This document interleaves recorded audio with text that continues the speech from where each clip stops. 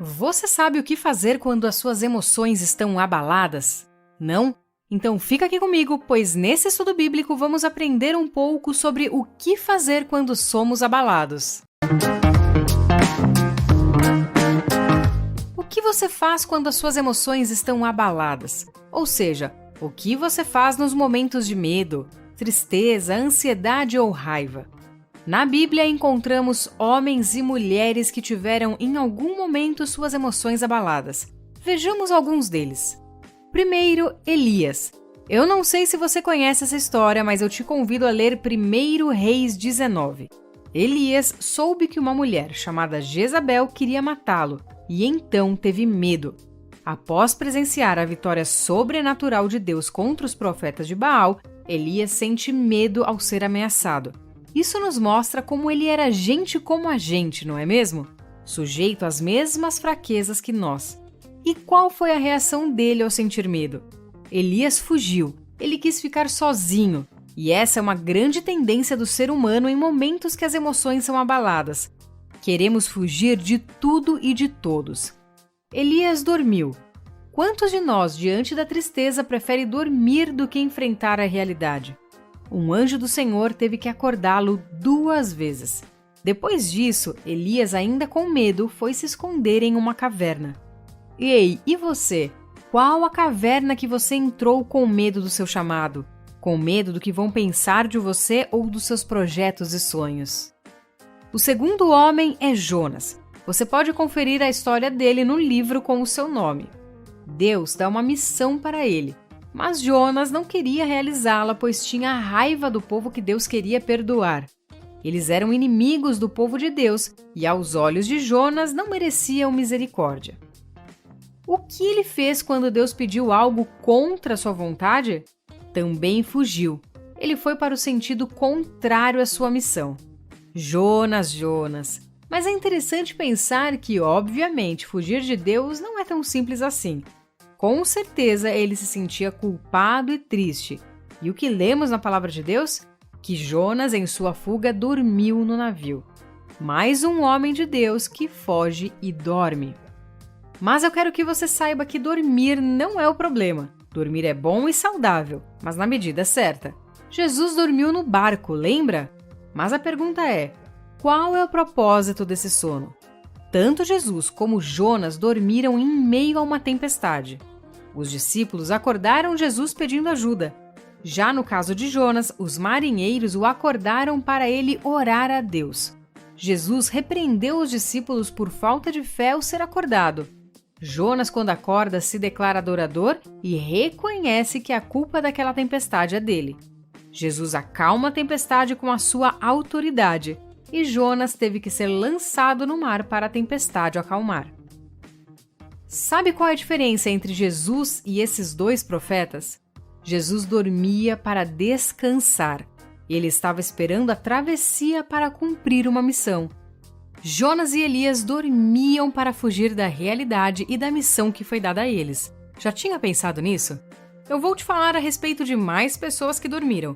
Mas antes, se você estiver amando muito esse vídeo, clica aí no botão Valeu Demais para colaborar com o canal. Muito obrigada! Número 3, os discípulos. A palavra diz que eles dormiram por causa da tristeza. Uau!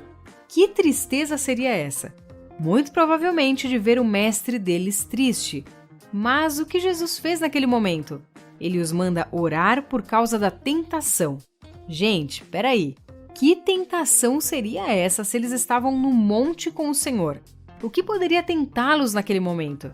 É possível que a tentação que Jesus se referia era justamente a de se sentirem tristes pelo que haveria de vir. Naquele momento, Jesus queria prepará-los para a cruz e por tudo que eles iriam passar após a sua morte. Saiba que Deus deseja te preparar para o dia mau, para aqueles dias de angústia, tristeza e dor. E sabe como vamos enfrentar esses dias em que as nossas emoções serão abaladas? Primeiro, com oração. Somente no lugar secreto de oração é que teremos forças para calar a nossa alma quando ela quer fugir, dormir ou se esconder. A prática da oração nos fortalece e nos encoraja a prosseguir em meio às dificuldades. Se você não consegue ter o hábito de orar todos os dias, Clica aí no link da descrição que eu acredito que esse curso irá te ajudar muito. Segundo, vigiar. Vigiar é estar atento. Vivemos em uma batalha espiritual constantemente e não podemos dar bobeira.